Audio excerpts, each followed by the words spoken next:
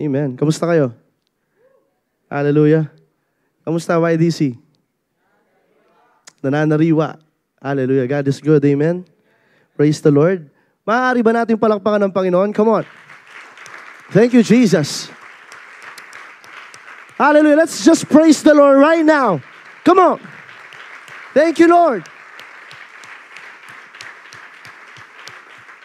Hallelujah. This is the day that the Lord has made. Ano man yung nararamdaman mo, no matter it is that you are going through, this is the day that the Lord has made, and we will rejoice. Always say that to the devil. We will rejoice and be glad in it. Hallelujah. Praise the Lord. Amen. Hallelujah. Nandyan ba kayo, YDC? Are you excited for the word? Hallelujah. Amen. Ako rin po ay excited sa salita ng Panginoon ngayong hapong ito, and I'm excited to preach the word of the Lord. And pag-isabi sa katabi mo, mag-ready ka. Yes, mag-ready ka. Dahil marami tayong mga mindset, mga ideas na babaguhin, na aalisin, na nasa sistema po natin. Amen. And since we are nasa month na po tayo ng February ngayon, grabe no, napakabilis ng panahon. And ano yung pumapasok sa isip nyo kapag sinasabing February? Ano? Heart's Day? Ano ba? Pag sinasabing February, ayan. Valentine's Day? Ano ba yung mga pumapasok sa isip nyo pag sinasabing February na? Love. Ayan, pag-ibig, no? Usapang pag-ibig na. Kapag sinasabing February, ito na. Panahon na naman ng pag-ibig. Alam niyo yun? Pambira. Parang ako lang yata yung nakakaalam ng kata. Amen. Hallelujah. We are going to talk about love this month. No? Yung pinag-uusapan po natin for this month, we will open a brand new series called The Power of God's Love. The Power of God's Love. Pag-isabi, the power of God's love. Amen. Isa pa, the power of God's love. This will be our series for the whole month of February. Amen. Pag-uusapan natin yung kapangyarihan ng pagmamahal ng Diyos. And we know that the love of God is powerful. Amen. Sobrang makapangyarihan ng pag-ibig ng Diyos na hindi nananaig yung kasalanan. Sobrang grabe yung pag-ibig ng Diyos na nababago yung puso ng tumatanggap nito. Naniniwala ba kayo doon? Sino dito nakaranas na ng pag-ibig ng Diyos sa buhay niya? Nararanasan yung pag-ibig ni Lord. Sige, magtaas ka ng kamay. Huwag kang mahihiya. Come on, raise those hands. Amen. Praise the Lord. And maybe some of you here for the first time, nakasama namin kayo. Meron ba dito for the first time? Pwede ulit pakitaas ang kamay ninyo. Mga first-timers. Meron ba? Ayan, may mga iilan. No? Hello, welcome kayo sa bahay-sambahan ni Lord. And we are so excited sa gagawin ng Panginoon ngayong afternoon na to. Amen ba, YDC? Are you there? Come on, say amen. Amen. Hallelujah. So, ang pag-uusapan natin for this month of February, the power of God's love, but this specific day, we are going to talk about God's love empowers you to overcome sin. Amen. But kukunti lang yata yung nag-i-amen dun. God's love empowers you to overcome sin. Amen. And do you know why this? We have this problem na nagsusurface lagi whenever month of February. No, pag dumarating yung month of February, maraming mga problem na nag-a-arise. Isa sa mga problem na nag-a-arise during the month of February is the tendency of many young people to find love. Amen. Dahil nga nakikita mo yung mga barkada mo na nai-in-love sila, nakikita mo yung mga barkada mo, may mga jowa na, kuya, yung best friend ko, may girlfriend na, may boyfriend na. Ako na lang yung napag-iiwanan. Ayan, no? So we have this tendency, since we are talking about love, to find love for ourselves. Kasi nga naman, parang syempre naman, kuya, gusto kong maki-in. No? Gusto kong makipasok dun sa trend na kapag sinabing love month, dapat meron din akong jowa. Ayan, sino po ang nag-require sa atin kapag pinag-uusapan natin yung love month, dapat may jowa ka? Sige nga. Amen. So walang ganung requirement na kapag pumapasok yung February, dapat, kuya, may love life na ako. O ring aliwa, yung gagawin, manggatal na lang man itong love life dahil pin February na. And one of the problem is this, because we are looking for love in the wrong place, at the wrong time, we end up heartbroken. Hello? Hello? Dahil may tendency, nakikita mo yung mga nasa paligid mo, na nai-in-love na sila. Hello? Nakikita mo sila, may mga ka-chat na, may mga kausap na ng madaling araw, may mga ka-video call na. Nakikita mo yung story nila, ini-story yung babae o yung boy o yung guy, ini-story kung saan-saan sila pumupunta. Now you have suddenly this tendency to also look for a partner na dapat hindi naman. Napapansin nyo ba yun? O ako lang yung nakakapansin dati? Kasi nung mga kabataan ko, ganun eh. February na, dapat mantuna akong girlfriend ko kanini. Dapat may makadate ako ng February 14. But this time, we will talk about love in a different way. And I would, alam nyo why this, I would totally agree. Some of you will not amen. Tinanggap ko na yon that some of you here today, maybe will not agree sa mga bagay na sasabihin ko. Maybe some of you here, probably, pagtapos netong YDC service, baka hindi nyo na ako pansinin dahil sa mga sasabihin ko sa inyo. And maybe, just maybe, sana wala pong ganun sa YDC. Amen? Pota ka kuldasta mo kayo. Pag nakita ko kayo, di nyo na ako papansinin. Sana wala pong ganun. Amen? But we are going to talk about the word of the Lord this afternoon. This is highly important. Pag-isabi, this is highly important. This is highly important. And kailangan nating mabasag yung notion na kapag ganitong month, kailangan kong pumasok sa pag-ibig na dapat hindi naman. Kailangan nating basagin yung notion sa atin na kailangan magkaroon na agad ako ng girlfriend or boyfriend. We have to break that mindset. Sa mga adults, naiintindihan ko that you are looking, sa mga adults na yun ha, sa mga nagtatrabaho na at tapos na po sa college, tapos na, nagtatrabaho na sila. I understand that you are looking for a partner. Start praying for one. Pagpipray po namin kayo, we pray for you na magkaroon na kayo ng partner. But sa ating mga kabataan na nandirito ngayon, you need to guard your heart.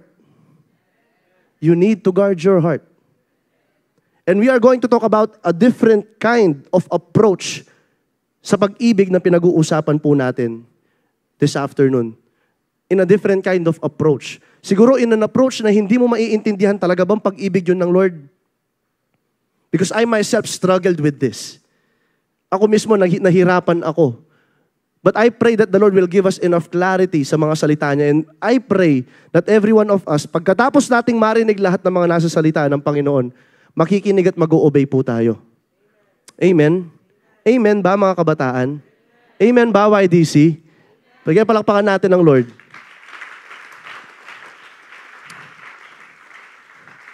So we are going to talk about God's love empowers us to overcome sin. Sino dito nais niyang ma-overcome ang kasalanan? Magtaas ka ng kamay.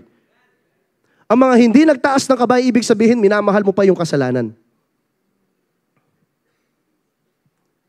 If in your heart, you are not desiring to overcome sin, then there is a big problem. Kapag nasa puso mo, hindi mo masuko-suko yung kasalanan na yan, and you have no desire to overcome sin, let me tell you this truth, probably the love of God is not in you. Ganun siya katindi. Probably, no? Kung hindi ka or kung wala kang desire na mapagtagumpayan niyang kasalanan na bumabagabag sa'yo, you have no desire to overcome sin at nais mo na lang ma-enjoy yung kasalanan na nasa sa'yo, if you have that desire, or kung wala yung desire para matalo yung kasalanan, ibig sabihin, yung pagmamahal ng Lord wala sa'yo. Ganito katindi to. That is why we need the love of God. And the problem with us today, alam natin ang pag-ibig ng Lord, pero hindi natin siya na-apply sa buhay natin. We know the love. Kuya, alam ko, mahal ako ng Panginoon. But up until to what extent natin talaga alam na mahal tayo ng Diyos? Amen? Hanggang saan ba masusukat natin yun na talagang alam natin na mahal tayo ng Diyos? Because many of us here profess Many of us here profess. Marami sa inyo dito nagsasabi, mahal ko yung Panginoon. Pero kabaligtaran yung ginagawa ninyo. Kabaligtaran. That is why we need to understand what love really is. Sa perspective po ng salita ng Diyos. Hindi sa perspective na naririnig mo sa mga influencers sa labas. Alam mo yon? Nakakalungkot sa ating mga kabataan. Kapag may naririnig tayong influencer, agad nating ina-apply kasi gustong-gusto na rin nating magkaroon ng girlfriend and boyfriend eh. We have that kind of mindset. Pero I pray na mabura yun. And I pray each and everyone here will hear my voice. Marinig po yung boses ko at magbago na tayo. Amen. Sabi ko sa inyo, medyo kukunti lamang yung mag-amen. Pero in-expect ko na yun. But I have an assignment to do. To preach the word of the Lord. And kahit iilan lamang yung tatanggap ng salita ng Diyos, pero may mag-a-agree at nais niyang mabago yung buhay niya, I have done my part. Kahit 3, 2, 5, iilang tao lang mag-a-agree at tatanggap ng salita ng Diyos, I have done my part. So let me read this verse. Sabi po dito sa 1 John 4:10, this is love. This is the definition of love. Not that we love God, but that He loved us and sent His Son as an atoning sacrifice for our sin. This is one of the definition ng pagmamahal na nasa Bible. And let me tell you this, YDC. This is how the Lord demonstrates His love for you. Ganito niya pinapakita yung pagmamahal niya sa iyo, kabataan, YDC. Kapatid, mga minamahal ko sa Panginoon, this is how the Lord demonstrates His love for you. Enough with the notion na kapag may natatanggap akong pagpapala o may natatanggap o may nagchat-chat sa akin, ay mahal ako ng Lord kasi may lumalapit na sa akin para magka-love life ako. Sinong nagsabi? Ano yun? This is the kind of love. This is the ultimate expression. Ibig sabihin, ito yung pinaka-expression ng pagmamahal ng Diyos. Ano yun? Yung kahit na makasalanan ka pa, minahal ka na ng Panginoon. That is the ultimate expression of God's love. Na kahit alam mo sa sarili mong nagkakasala ka, binigay niya yung Panginoong Jesus para sa lugar mo. Para ikaw na makasalanan, makapasok dun sa presensya ng Diyos. That is the ultimate expression of God's love. Amen. At kailangan nating maintindihan yun. Many of us, alam lang natin siya. Alam lang natin na mahal ako ni Lord. Pero hindi natin alam ano yung bagay na ibinigay ng Panginoon para lang sa pag-ibig na yun. We do not understand the cost, yung halaga na binayad ng Panginoon para ikaw makapasok ka dito sa presensya ng Panginoon. Hindi natin yung naririnig. Hindi natin siya alam. We rarely hear those things. Diba? Ang alam mo lang, mag-a-attend ka ng church. Makikinig ka ng salita ng Lord, then okay na. Tapos, from Monday to Friday, same na naman. Gagawin ko na naman yung usual na routine ko. And then pagdating ng Sabado, mag-a-attend ulit ako para makita nila na mahal ko si Jesus. Sadly, we have this kind of love. We have this notion. We have this, alam mo yun, napakababaw. We have this, ang tawag doon, yung parang superficial view of God's love. Na nalilimitahan lang sa mga magagandang bagay na nangyayari sa ating buhay. But let me tell you this, it is beyond that. Yung pagmamahal ng Diyos sa'yo, yung mga maliliit na nararanasan mo, oo, sinasabi ko sa'yo, lahat, yung provision na binibigay sa'yo ng Diyos, yung pera, oo, yung pera, yung sa school mo, yung kalakasan na meron ka, all those things, napakaliit lamang yan para sa na ginagawa ng Panginoon sa buhay natin. But the greatest, the ultimate expression of God's love is Jesus Christ dying for your sin. That He died on your behalf. That is love. Sabi dito, this is love. That He sent His Son as an atoning sacrifice for our sins. Sa mga first-timers, Maybe you don't understand. Ano yung pinagsasabi ng pastor na yan? Yung Brother Radley na yan, eh? Anong atoning sacrifice? Anong sacrifice? Someone died in your place for you to experience the good things in your life. Kaya nyo po nararanasan yung mga magagandang bagay sa buhay nyo ngayon because someone took your place. And that is Jesus Christ. Ganun yung pagmamahal niya sa'yo. So, ito yung foundation natin sa pag-uusapan natin ngayon. So, how can this overcome sin? This will be our foundation. And just like any other building, kapag walang foundation ng building, ano mangyayari? Babagsak. In overcoming sin, we need to understand that we need God's love. Kailangan natin yung pag-ibig ng Diyos. Hindi yung kaya mong gawin, pero yung pag-ibig ng Diyos. Amen. Sabi dito sa verse 19, we love because He first loved us. Nakakapagmahal tayo dahil una tayong minahal ng Diyos. Marami nagsasabi, hindi na daw importante yung pagmamahal natin. But, eto yun eh. Ito yung pinaka-obvious talaga. Ito yung pinaka-obvious na paraan o na sign na talagang ikaw ay nasa Panginoon na. Ano yun? That you love God, you love the Lord. Nakakasunod ba, YDC? Amen. Nakikita sa atin na talagang Kristiyano tayo dahil minamahal natin ang Panginoon. But the question is, are we loving the Lord? Do we really love the Lord? I want you to ask that question to yourself. Do you really love God? Talaga ba minamahal mo yung Diyos? O minamahal mo lang yung Diyos dahil komportable yung buhay mo ngayon? Dahil komportable lang. This is one of the true definition of God's love. That He gave His Son for us. Binigay niya yung anak niya sa atin. And how can we overcome sin in His love? Paano natin ma-overcome yung sin? Alam niyo, YDC? Ako gustong-gusto kong pag-uusapan natin to. Gustong-gusto ko siya. Alam niyo bakit? We have this great problem. Meron tayong pinakapangunahing problema. Sa tingin niyo, ano yun? Sa tingin niyo, ano yung pinaka-problema natin? Kuya, hindi ko alam eh. Nandito lang ako. Pa-cute-cute lang. Pa-attend-attend lang ng YDC. Pataas-taas lang ng kamay. Obey-obey. Anong sin? But we have this one problem.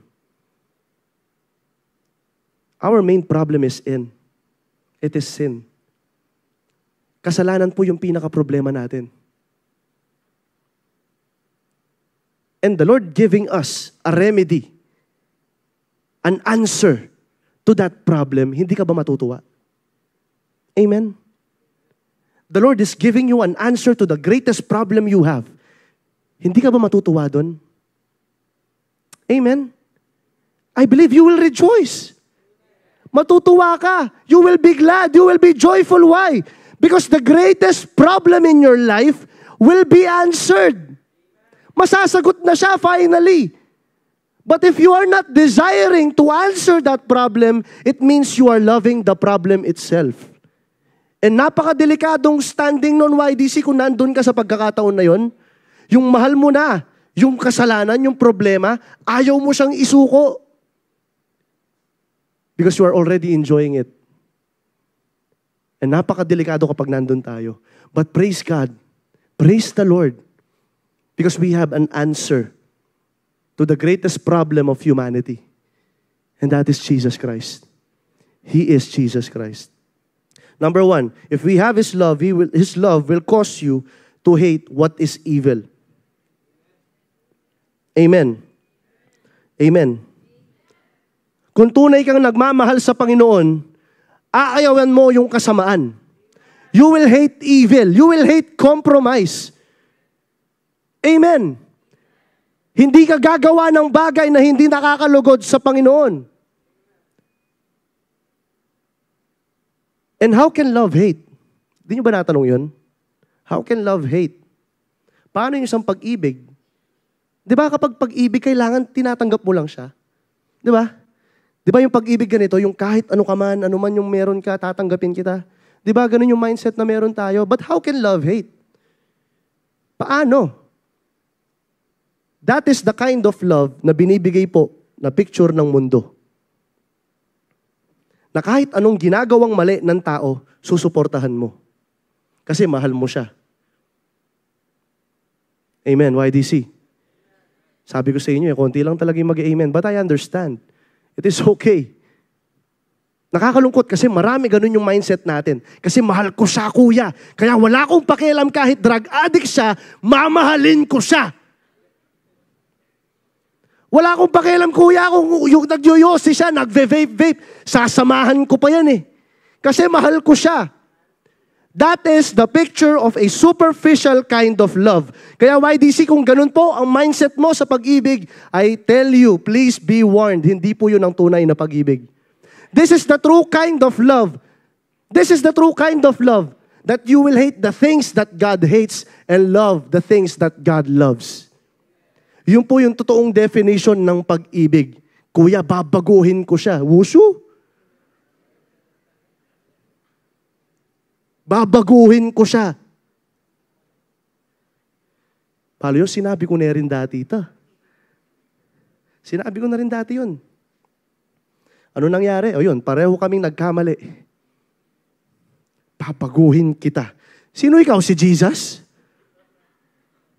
Si Jesus ka? Kaya mong baguhin? Pabago rin ako. Amen?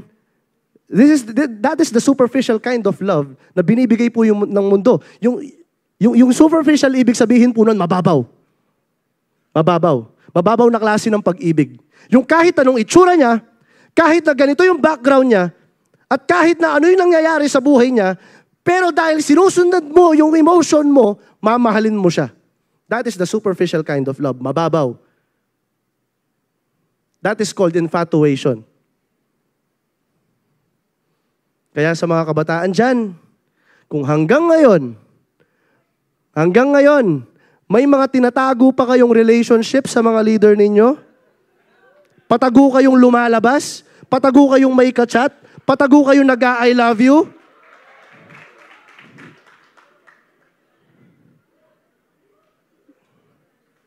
ba't kayo tumatawa? You need to repent. You need to repent.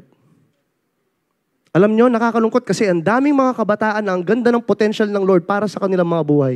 Pero dahil nagkaroon na ng jowa, sayang. Sayang yung calling. Sayang yung blessing. Sayang yung tamang proseso. Lahat ng magagandang bagay sana na mararanasan niya sa presence ng Lord, dahil nga dito sa compromise na to na napakaliit lamang, nasayang lahat. Pansinin niyo yun. Ako, naranasan ko to. Gusto kong maging leader. Gusto kong magpagamit sa Lord. Gusto kong maging anointed na worship leader. Gusto kong magpagamit sa Kanya. Then may pumasok na tao sa buhay ko na wala pa sa oras at kumagat ako. Ano nangyari? Napatagal yung proseso. Sayang. Many of you here, I believe, naniniwala ako, ang dami niyong potential. Marami sa inyo dito, tinatawag kayo ng Lord to be a leader sa school ninyo, sa mga campuses. He is calling you to be a leader at the church. Marami sa inyo, tinatawag kayo maging CU leader. But take note of this. If you want to be used by the Lord, you have to be purified. You have to be pure. And isa po yun sa mga bagay na kinakasakit ng puso ko before. Because I compromised.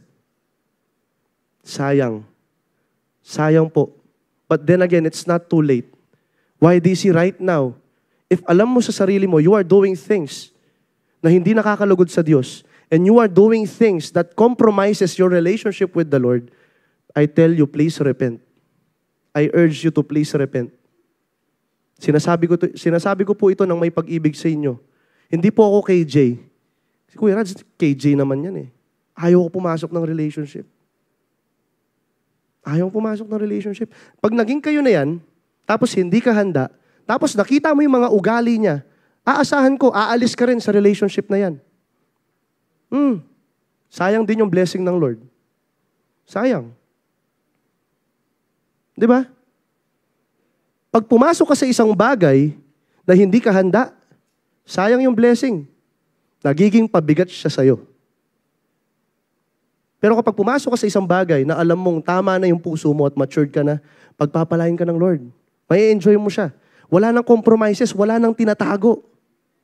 Alam nyo, ang sarap ng ganun. May times nga, pinag-uusapan namin ni Brother Jello kasi pareho kami dating nag-compromise. Nagkamali kami niyan. Pareho kami nagkamali. Pero sinasabi namin, ang sarap pala sa pakiramdam. Yung alam mong wala ka nang tinatago sa Panginoon. Ang sarap kaya sa feeling, ang sarap kaya magpuri sa Panginoon. Ang sarap magpagamit sa Kanya knowing wala ka nang tinatagong kasalanan sa puso. Masarap. But the problem is, hindi nyo siya maiintindihan kung kayo mismo may mga tinatago pang kasalanan sa puso.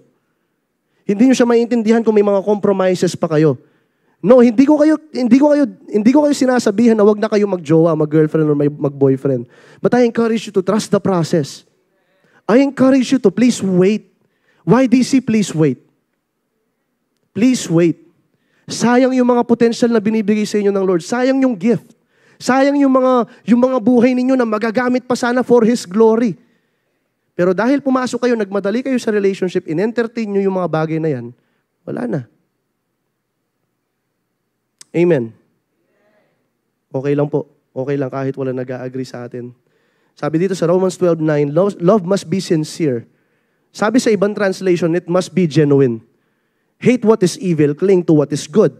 Sabi sa Psalms 97:10, let those who love the Lord hate evil, cling to what is good. Sabi ganon, for He guards the life of His faithful ones and deliver them from the hands of the wicked. Several verses po na babasahin ko later on. Meron lang akong i-dissect lang po natin sila na maayos. Tapos sabi po dito, true lovers of God will always love God. Amen. True lovers of God always love God. Sabi sa Proverbs 8:13, to fear the Lord is to hate evil. I hate pride and arrogance, evil behavior, and perverse speech. Ayaw ng Panginoon na tayo ay namumuhay sa kasalanan. He wants us to fear Him because to fear the Lord is to respect Him and to respect the Lord is to love Him. Amen, YDC? Amen. Sabi sa 1 Corinthians 13:6, love does not delight in evil but rejoices with the truth. Amen. Sabi po dito sa Psalms 97:10, listen, you lovers of God, hate evil. Pakisabi, hate evil.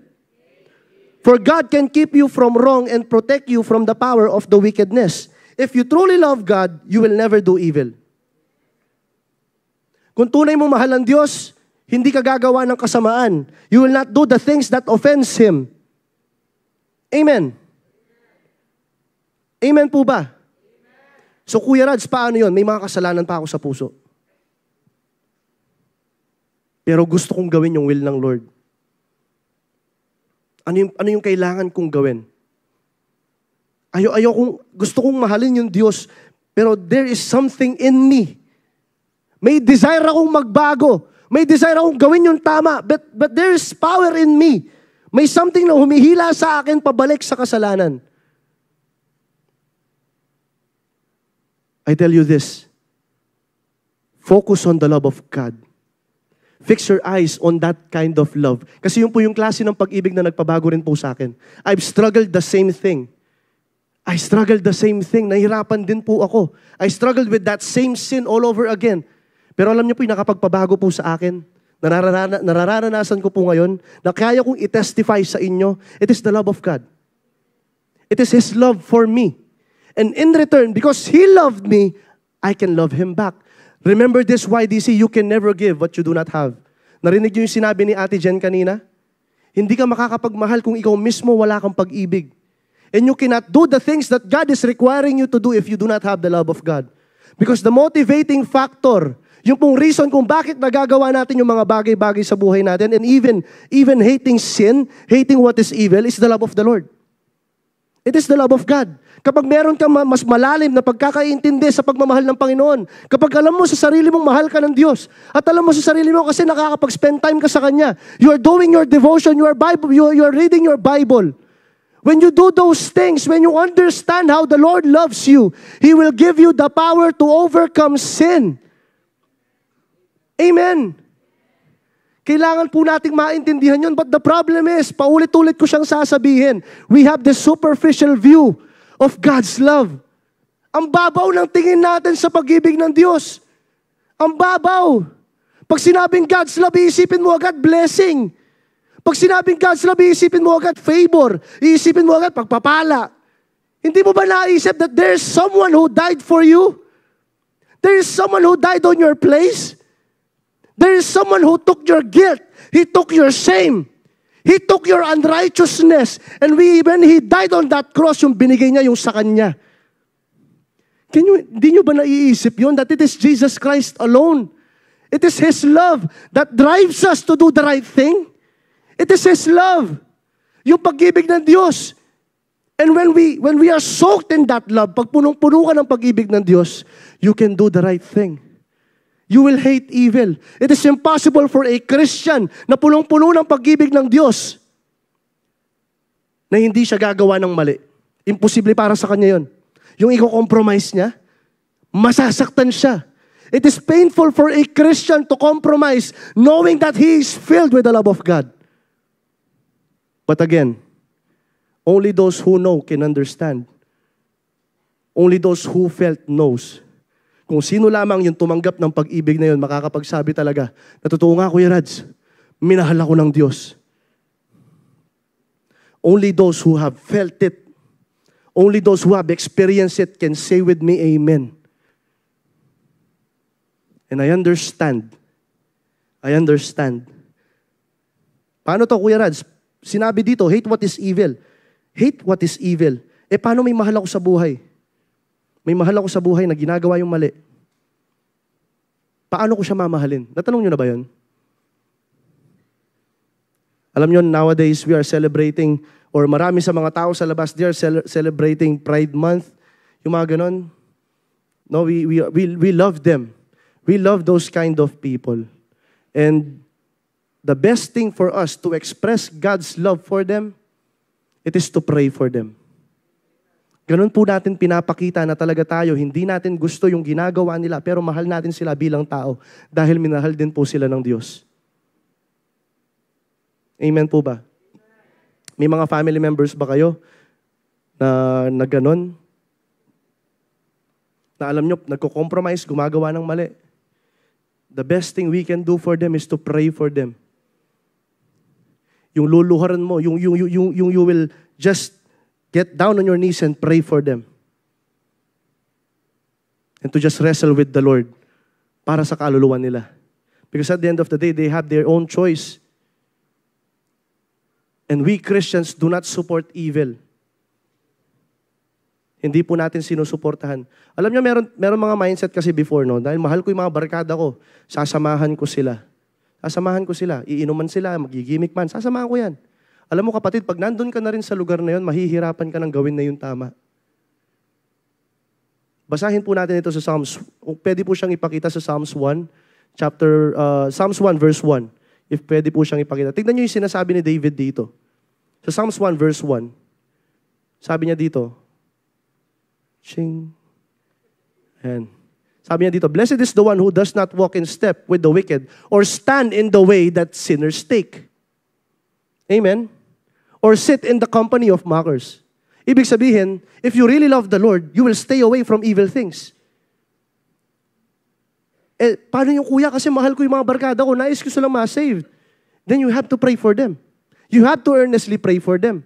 Kasi, ewan ko sana nagpe-pray talaga kayo, YDC. Sana nagpe-pray kayo, amen. I believe every one of you prays. But this time, we need to be intentional in our prayer life. Narinig nyo ba yung sinabi po ni Pastor Anthony sa atin? That we have to be intentional. We have to level up yung prayer life natin. Hindi natin siya pwedeng pabayaan. And praying for our loved one can show how we love them and hate what they are doing. Sa ganung paraan po natin mapapakita talaga na ayaw natin yung ginagawa nila. Number 2, if we have this love, His love will cause you to live in holiness. Mabubuhay ka sa kabanalan. You will love holiness. And sadly, marami sa atin, meron tayong ganitong mindset na kapag banal, may hatalan yan, makalapit yan. But did you know being holy is good? Did you know? Alam nyo ba, YDC? Alam nyo ba na dapat maging banal tayo? Amen? Amen. Na dapat iwasan natin yung mga maling bagay na hindi nakakalugod sa Panginoon. First, we have to hate evil, and then we need to be holy. Basahin natin to. Sinabi dito sa Psalms 32:8, I will instruct you and teach you in the way you should go. I will counsel you with my loving eye on you. God will guide us to follow His ways because of His love for us. The Lord will teach us what to do, and the Lord will counsel us. Tuturuan niya tayo sa mga bagay na hindi talaga na alam natin o alam ng Lord na makaka-offend sa Kanya. Amen. I will counsel you with my loving eye on you. Sinabi dito ng Lord, yung attention ko nasa sayo. Hindi kita pababayaan. Bakit? Because you are following me. Sino po dito sinusundan yung Panginoon? Magtaas ng kamay. Tutuya yan. Tutuya ka niyan. Sige, sabi niyo yan, ha? Sabi si Ezekiel 36:26-27, and I will give you a new heart, and I will put a new spirit in you. I will take out your stony, stubborn heart and give you a tender and responsive heart. This is the promise of the Lord sa ating lahat. That He will give us a new heart. He will make us holy. Ilalagay niya po yung law. Ilalagay niya yung mga utos ng Diyos sa mga puso natin. The question is, do we desire this?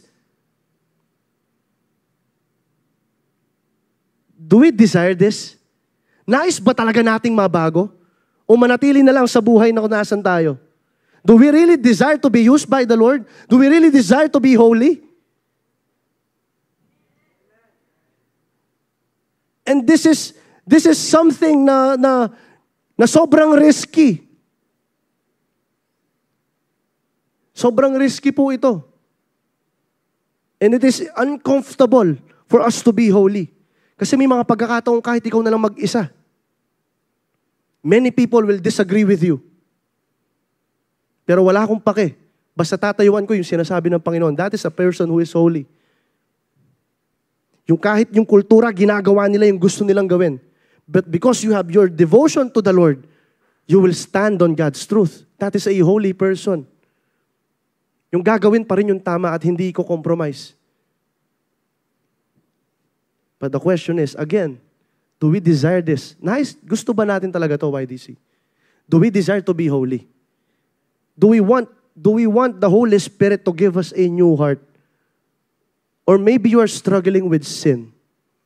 Maybe you are struggling with yourself. I may not know. Siguro pumasok ka dito sa lugar na to, discouraged ka. Maraming nangyari sa bahay and then makakarinig ka pa ng ganitong klaseng message kay Kuya Radley na parang gusto mo na lang siyang sapakin pagbaba ng pulpit. But I want to encourage you later on why the Lord is requiring us to be holy. No? Basahin natin yung Hebrews 10:15-16. The Holy Spirit also testifies to us about this. First, He says, this is the covenant I will make with them after that time. Talking about the Israelites. Kasi yung mga Israelites, napakasama nila. Napakasama ng Israelites during those times. They have compromised. So sino-sino yung mga sinasamba nila mga Diyos-Diyosan. Imagine the Lord saving them. Look at this. Imagine the Lord saving them. The Lord providing for their needs. Dinala sila sa promised land. Yung promised land, alam niyo ba yung promised land?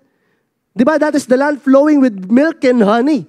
Punong-puno ng provision dun sa lupang yun. Dinala sila ng Lord from Egypt to the promised land. Pinagpapala sila ng Lord and then they rebelled against God.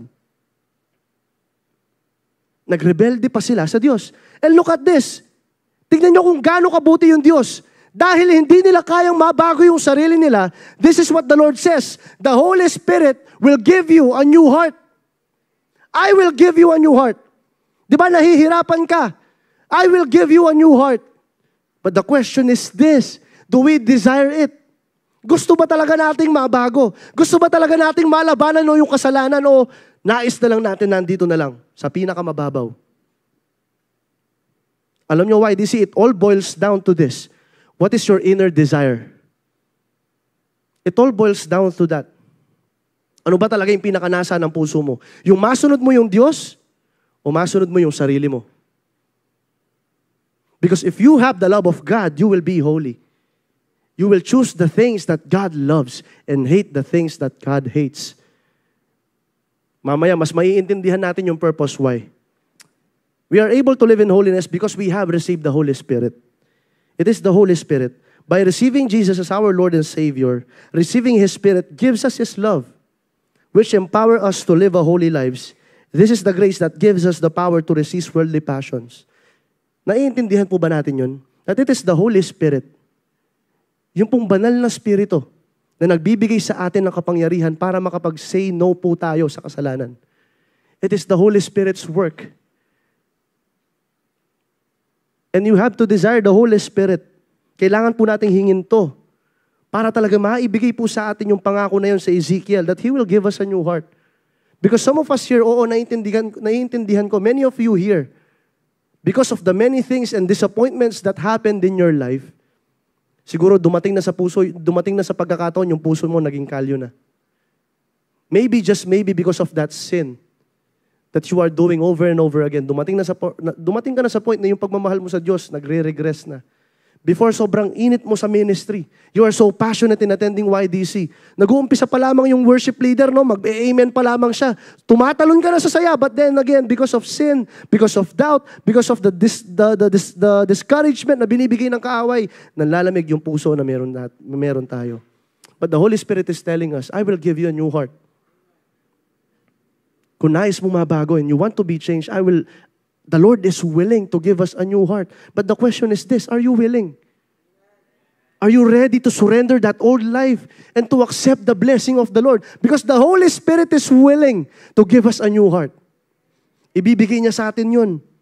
He will put my Spirit in you so that you will follow my decrees and be careful to obey my regulations. Alam niyo, napakasarap nun kasi bibigyan ka na ng Holy Spirit ni Lord para masunod mo pa yung standard ng Diyos na hindi mo masunod-sunod. It is all of the Lord. It is all of the grace of God. Hindi ba napakaganda nun? Di ba magandang balita yun? Ewan ko na lang YDC kung hindi ka pa namumove doon, baka may problema tayo. Baka hanggang ngayon in-embrace pa rin natin yung kasalanan. But if you have this desire, kung meron ka pa talagang nasa na masunod yung Lord, the Holy Spirit is willing to give you a new heart. Bibigay niya sa iyo yun. But the question is this, are you willing? How many here is willing to receive the Holy Spirit? Sino dito nais niyang maranasan ng banal na Espiritu? And if you are willing, He will give it to you. Ipagkakalob niya yan sa iyo. Sabi sa Titus 2:11-12, for the grace of God has appeared that offers salvation to all people. It teaches us to say no to ungodliness and worldly passion and to live a self-controlled, upright, and godly lives in this present age. This is what the grace of God does. Di ba napakasarap nun? Alam nyo, napapansin nyo yun, lahat ng bagay na kailangan natin, nanggagaling na kay Jesus. The only thing left for us to do is to be willing. Yun na lang yung natitirang bagay na kailangan mong gawin, kapatid. Yung talong, willing ka ba? How many here is willing to follow the Lord? How many here is willing to surrender their lives? Because in surrendering your lives to Jesus Christ, mararanasan mo tong grace na to. But if you are not willing, at nais mo pa rin i-embrace yung buhay mo, hindi ka lang mapapahamak, mapapa-impyerno ka pa. That is the news that I have to say to you because I love you. If you embrace your life, you will lose it. But Jesus Christ says, if you lose your life for my sake, you will find it. But the question is this, it will remain. Mananatili pa rin yung tanong na yun. Mananatili pa rin siya sa'yo. And you have to ask that question over and over and over again. Yung tanong, willing ka ba? Willing ka bang isuko yung buhay mo? Willing ka ba na ibigay na yung buhay mo sa Panginoon o embrace na lang yung kasalanan na meron ka at sumuko na lang? Because hindi siya pwedeng dalawa. Hindi siya pwede. You have to choose one. Kailangan mo mamili kung sino yung susundan mo. Hindi po siya pwedeng dalawa. Di ba sa pag-aasawa, di pwedeng dalawa? O sa tingin nyo, malulugod si Lord kapag pipiliin nyo yung dalawa? Yung sarili mo tsaka si Lord. Kuya, gusto ko po yun, yung sarili ko muna, tapos si Lord. Pwede ita? Mga nano ito? Tanungin po natin sa sarili natin yun. Gusto nyo ba talaga si Lord? That is the gospel call. Yun yung gospel call. Do you really love God? Do you want God? Yun yung tanong sa atin ng Panginoon ngayon. That is the question that the Lord is asking us today. Do you want Him? Gusto ba natin ang Diyos? Because if you do, if you want to follow the Lord, and if you want Him, the grace of God will teach us to say no to ungodliness. Magagawa po natin yung imposible. Magagawa po natin yung mahirap. Because we have the grace of God. And what is the purpose, Kuya Rad? Sige, kanina mo pa sinasabi yung mga bagay na yan. Basahin muna natin to sa John 14:26. But the Advocate, the Holy Spirit, whom the Father will send in my name, will teach you all things and will remind you of everything I have said to you. Maybe you are asking, Kuya Rats, bakit ganon? Binibigyan na tayo ng Holy Spirit ng Lord and He is giving us the grace of God. He is teaching us to say no to ungodliness. What is the purpose why we need to be holy? Kasi hindi ko naiintindihan, Kuya. Bakit kailangan kong maging banal? Ano yung sense? Bakit kailangan ko munang i-separate yung sarili ko sa mundo at ayawan yung mga bagay dito sa mundo? Bakit kailangan bitawan ko lahat yung pangsarili ko at sundin ko si Lord? What is the purpose of me being holy? Bakit kailangan hindi muna ako mag-compromise? Why is that? Bakit po ganoon, Kuya? Hindi ko siya magets. What is the purpose? The purpose is this. It is because the Lord wants you. As simple as that. Kasi nais ng Diyos, malapit ka sa Kanya. Yun lang actually. If you're asking me, yung kabanalan mo, hindi para ipakita sa maraming tao na banal ka. Hindi mo para ipapicture sa maraming tao na, banal ko. Hindi. It is for you to be close to the Lord. That is the purpose of our holiness. Yung mas malapit ka lalo sa Panginoon. You have this communion with God. Amen. Alam niyo, YDC, sana darating po yung araw na I believe it will come. Na tayo mga dito sa YDC na to, we will chase after God rather than the things of this world. Because that is the purpose of our holiness. Yun yung pinakarason kung bakit sinasabi ng Lord maging banal ka. Ayaw nyo maniwala sa akin, basahin natin to Leviticus 20 verse 26. If pwede po natin siyang ipakita. Tignan nyo yung context na to. This is the reason why, this is the purpose why the Lord is asking us to be holy. Hindi lang para pagpalain ka, kasama yun. Kasama yun. But the main purpose is intimacy. That is the main purpose of our holiness. Look at this, sinabi dito, you are to be holy to me. Because I, the Lord, am holy. And I have set you apart from the nations to be my own. To be my own. To be the Lord's people. To be intimate with the Lord.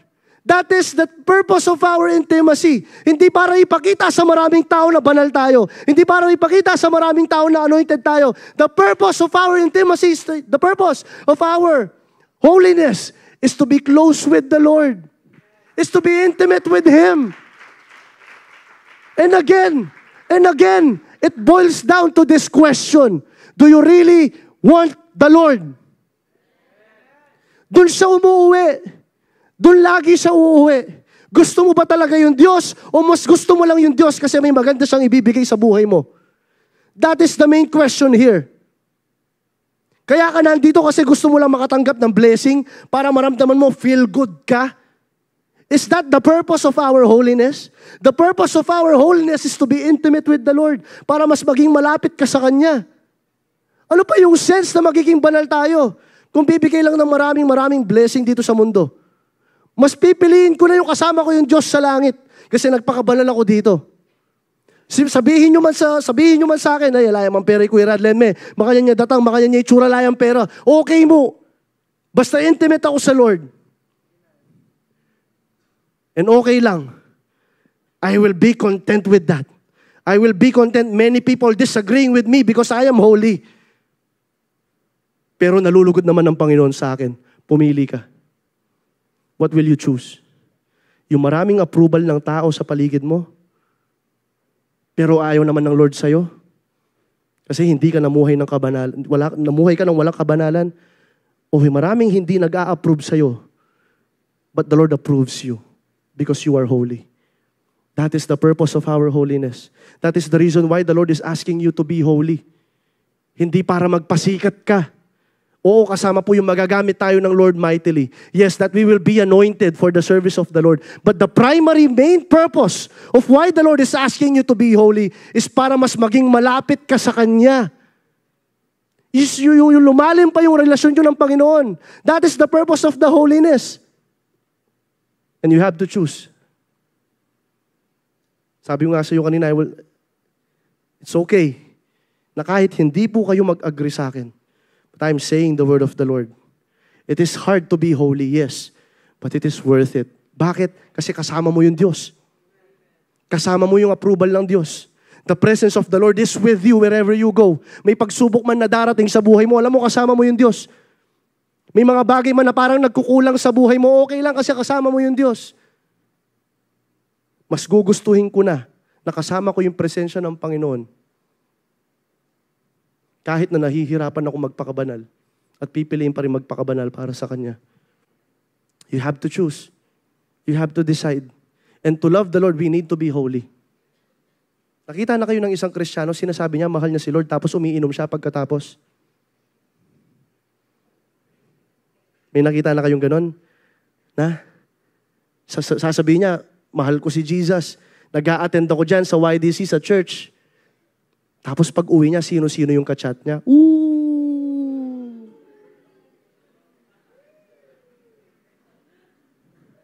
Tapos kahit hindi pa time, pumapasok na ng relationship. Tapos sasabihin mo, mahal mo si Jesus. Tapos ang daming notification sa messenger mo. Embutido seller.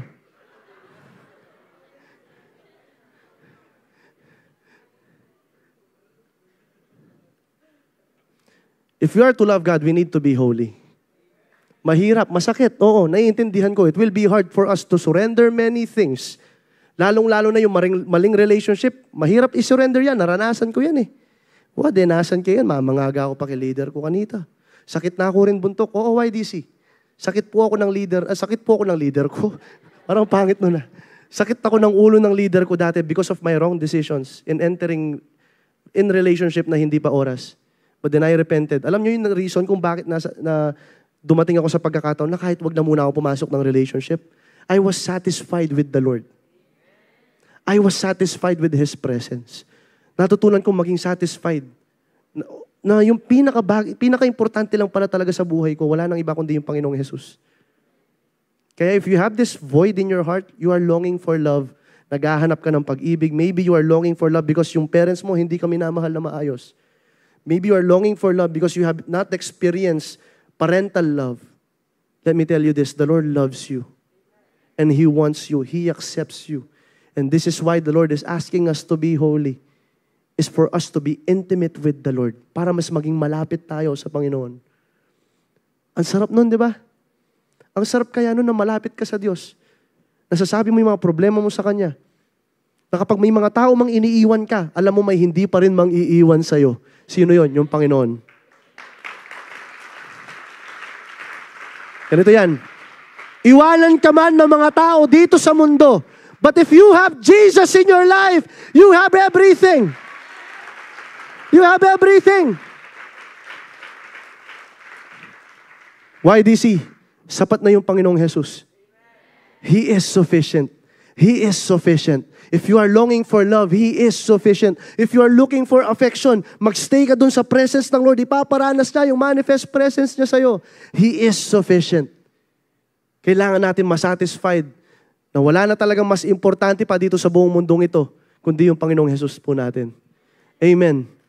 But the Advocate, the Holy Spirit, whom the Father will send in my name, will teach you all things. And right now, I believe He is teaching us. Tinuturuan niya tayo. Ano yung pinaka-purpose ng holiness natin? To be intimate with the Lord. To be closer and closer with the Lord every day. Ang sarap lamang nun, pagising mo ng umaga, sinasabi ng Lord, I am waiting for you to wake up. Diba? Sinabi yun ni David, pagising ko ng umaga, nandyan ka na. And even I make my bed in hell, you were there. Imagine that. Imagine the plans of the Lord for your life. Sindami ng buhangin sa dagat. Imagine the plans of God for you. Imagine the Lord has for you. Imagine the potential that you have. The Lord will use you. But you have to be holy. You have to follow the Lord. Kailangan mong sumunod. Yes, it will require you discipline. Yes, it will require you sacrifice. But it will be worth it. Why? Because you have gained the Lord. Sinabi ng salita ng Panginoon, without holiness, no one will see God. But if you are holy, can you imagine every day saying the Lord? Ang sarap, di ba? Can you just imagine every morning you wake up, it is the presence of God waiting for you?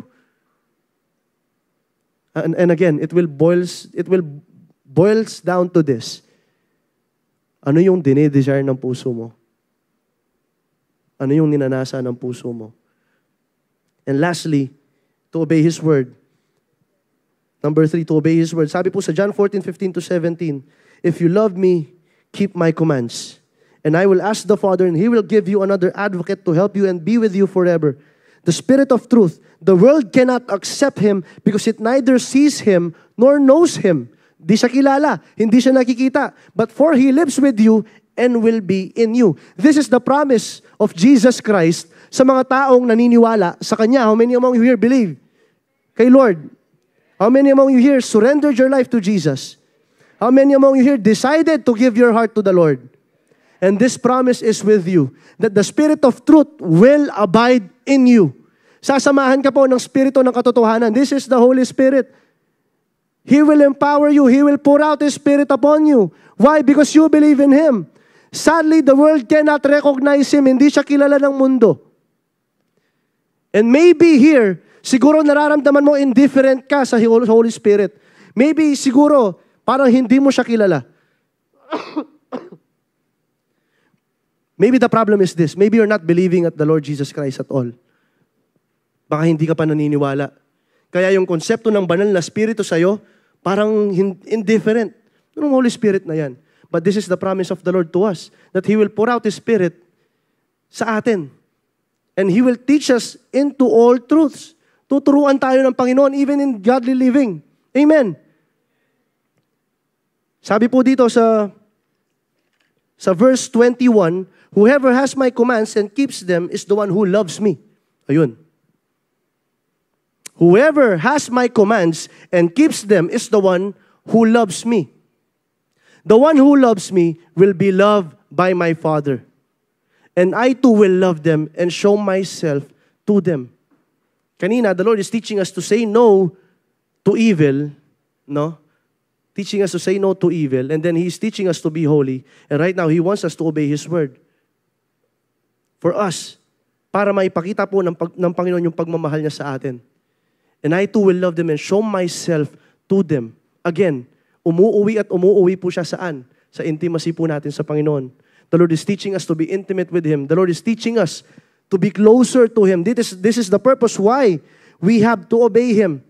Para maipakita din po natin na talagang nagmamahal tayo sa Panginoon. Because only those who believe, obeys. And only those who obeys, believes. Amen. Kung sino lang po yung naniniwala, sila po ang mga sumusunod. And if you are following Jesus Christ, then you are really believing in Him. Nakakasunod po ba tayo, YDC? So kapag hindi po tayo sumusunod sa Panginoon, kahit anong profession mo, ibig sabihin, wala po siyang kwenta. Sadly. Kaya nga sabi ko sa inyo, bantayan po natin, i-assess natin yung puso natin. Am I really following the Lord? Because if we are not following the Lord, kahit ano pong profession na lumalabas sa bibig mo, kahit anong post mo ng YDC Verse Challenge, hindi ka po nakikita ng Diyos na parang nananampalataya sa Kanya. Because only those who follow Him are those who truly loved Him. Kung sino lamang po yung sumusunod sa mga sinasabi ng Diyos, sila po talaga ang tunay na nagmamahal sa Kanya. Amen? So how can you say that you love the Lord? By being obedient to His commands. Kapag sumusunod po tayo sa Kanya, that is how we show that we really love the Lord. Jesus replied, anyone who loves me will obey my teaching. My Father will love them, and we will come to them and make our home with them. Anyone who does not love me will not obey my teaching. These words you hear are not my own. They belong to the Father who sent me. All this I have spoken while I was still with you, but the Advocate, the Holy Spirit, whom the Father will send in my name, will teach you all things and will remind you of everything I have said to you. Napapansin ninyo kung bakit lagi sinasabi ni Jesus Christ sa atin that He will send us the Holy Spirit? He will send us the Holy Spirit because the Holy Spirit will empower us to live a godly life.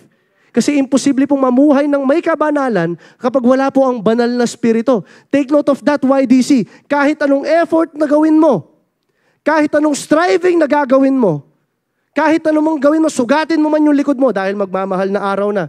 Kahit na kumusad-kusad ka pa dyan, kung wala yung banal na Espiritu, hindi ka magiging banal. For you to live holy, you have to acknowledge the Holy Spirit. You have to pray. You have to ask the Holy Spirit to fill you, to baptize you. Kailangan po yun. It is essential to us for our godly living. Imposible po sa sarili mo lang. It is impossible for you to live a godly life without the Holy Spirit. Apart from me, says the Lord, you are nothing. Amen. Kailangan po natin ang banal na Espiritu for us to live a godly life.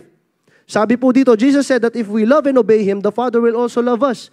Why? Because we are following Him. We are obeying His command. Isn't true that God already loved us? Hindi ba parang totoo yun na kahit na makasalanan pa tayo, mahal na tayo ng Diyos? Amen? Sino dito nag-a-agree doon? Makasalanan ka pa, mahal ka na ng Diyos. But then again, bakit ganon? Bakit parang dito sinasabi niya yung mga sumusunod lang sa Kanya, sila yung minamahal ng Diyos? Yes, it is true that the Lord loves everyone. He wants everyone to be saved. Binigay niya nga si Jesus Christ para po sa kaligtasan ng buong mundo sa mga maniniwala sa Kanya. Pero, iilan lamang nakakaranas ng pagmamahal ng Diyos, yun lamang po yung mga sumusunod sa Kanya. Nakakasunod ba, YDC? Alam nyo, nakakatakot mong katotohanan ito. Bakit? Kasi iilan po dito nakakaranas ng pag-ibig ng Diyos. May mga iilan naman parang hindi nila nararanasan ng pag-ibig ng Diyos. The question remains. The question remains. Are you obeying the Lord? Kaya siguro hindi pa natin nararanasan ng favor, ang pag-ibig ng Diyos. Nararanasan to the full extent. It is because simply we are disobeying God. Baka may mga rebellion pa rin sa puso natin. Baka mas gusto pa rin yung sarili mong paraan. Baka yun pa rin yung nangunguna sa'yo, kaya hanggang ngayon hindi mo nararanasan yung favor ng Lord. Again, YDC. Amen. Kailangan po nating sumunod sa ating Panginoon for us to show that we really love the Lord. Amen. Andyan pa ba kayo? Sabi po dito sa 1 John 2:3-6, we know that we have come to know Him if we keep His commands. Tunay nga na talagang nananampalataya kayo sa Panginoon dahil sumusunod kayo sa Kanya.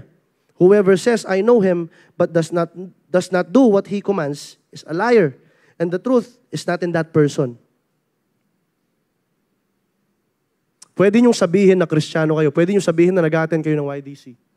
Pero kung hindi naman kayo sumusunod sa mga paraan ng Panginoon, sa plano niya sa buhay ninyo, sinasabi po ng salita ng Panginoon, we are a liar. Sinungaling daw po tayo. This is crucial. This is crucial. Sinungaling daw po tayo. But if anyone obeys His word, love for God is truly made complete in them. Nagiging buo lamang ang pag-ibig ng Diyos sa buhay natin. Sinabi po dito, kapag tayo po daw ay sumusunod sa salita ng Diyos. Amen. This is how we know that we are in Him. Whoever claims to live in Him must live as Jesus did. And it is such a high standard to say that we live just like Jesus. Napakataas na standard yun. Nasasabihin mo, mabubuhay ka. Katulad ng Panginoon.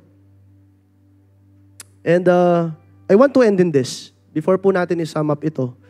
I-sum up po natin. Sige. God's love empowers you to overcome sin. If we have His love will cause you to hate what is evil, live in holiness, and obey in His word. But I want to end with this. I want to end with this.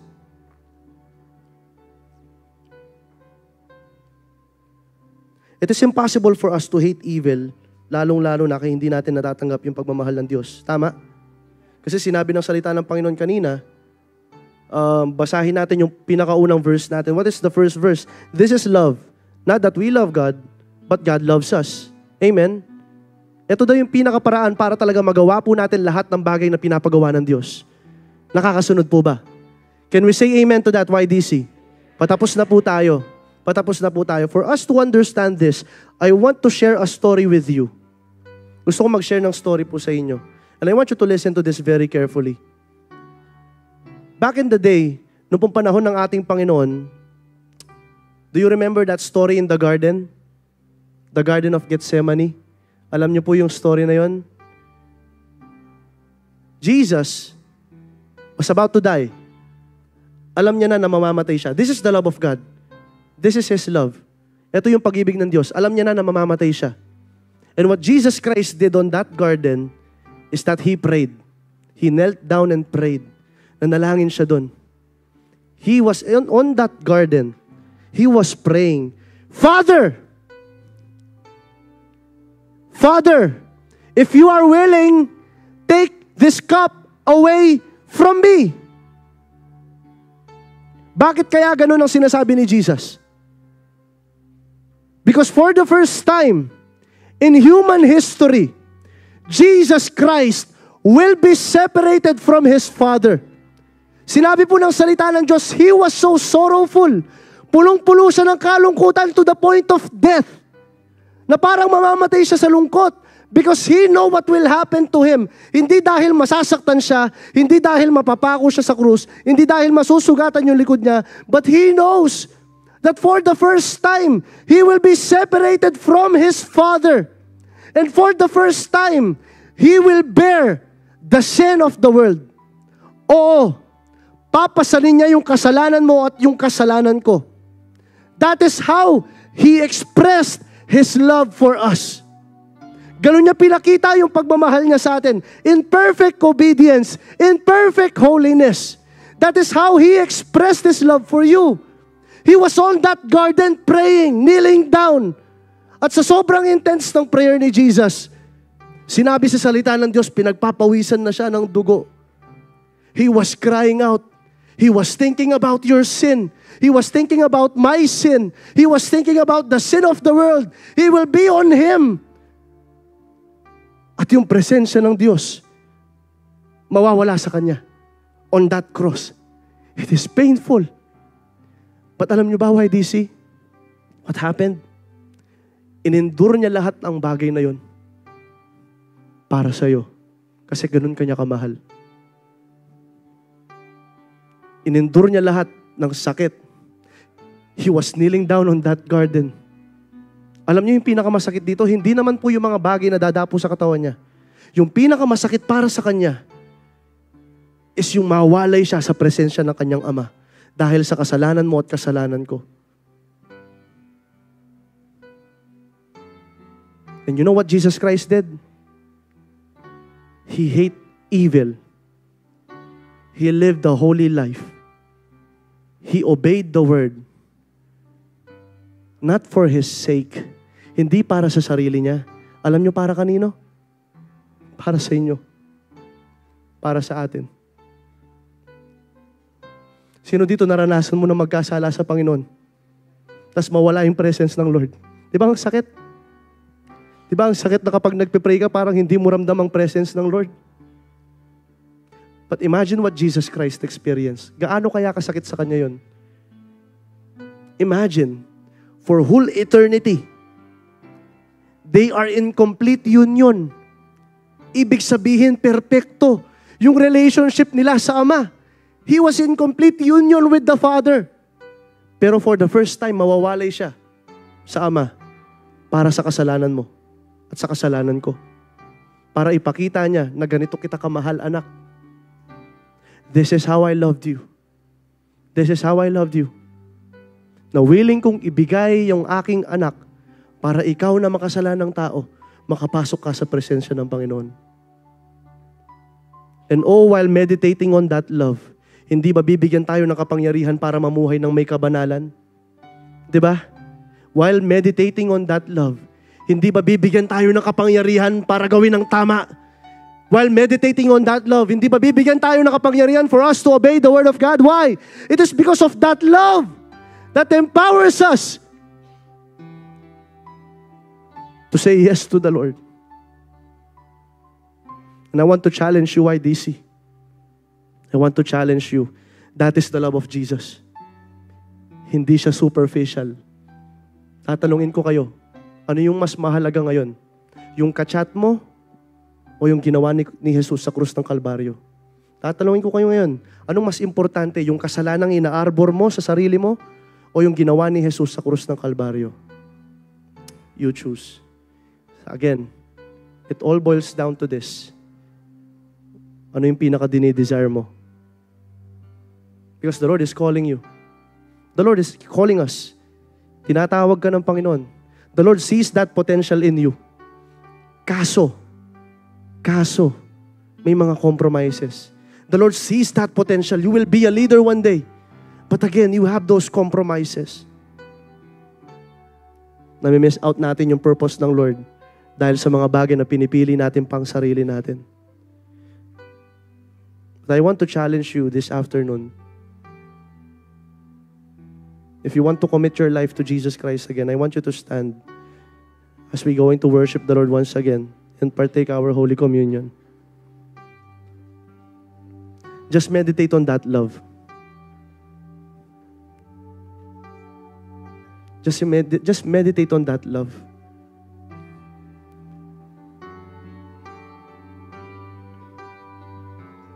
Imagine Jesus Christ. Imagine the blood that was shed for you. Imagine the cross. Isipin mo lahat ng sumpa nandun. Yung sumpa mo nandun. Yung kasalanan mo nandun. Lahat ng kasamaan mo nandun. Yung disobedience mo nandun. Jesus took them all away para ikaw makapasok ka sa presensya niya ngayon. Now, what will you choose? Pumili ka. Yung pang sarili mo o yung pag-ibig ng Diyos?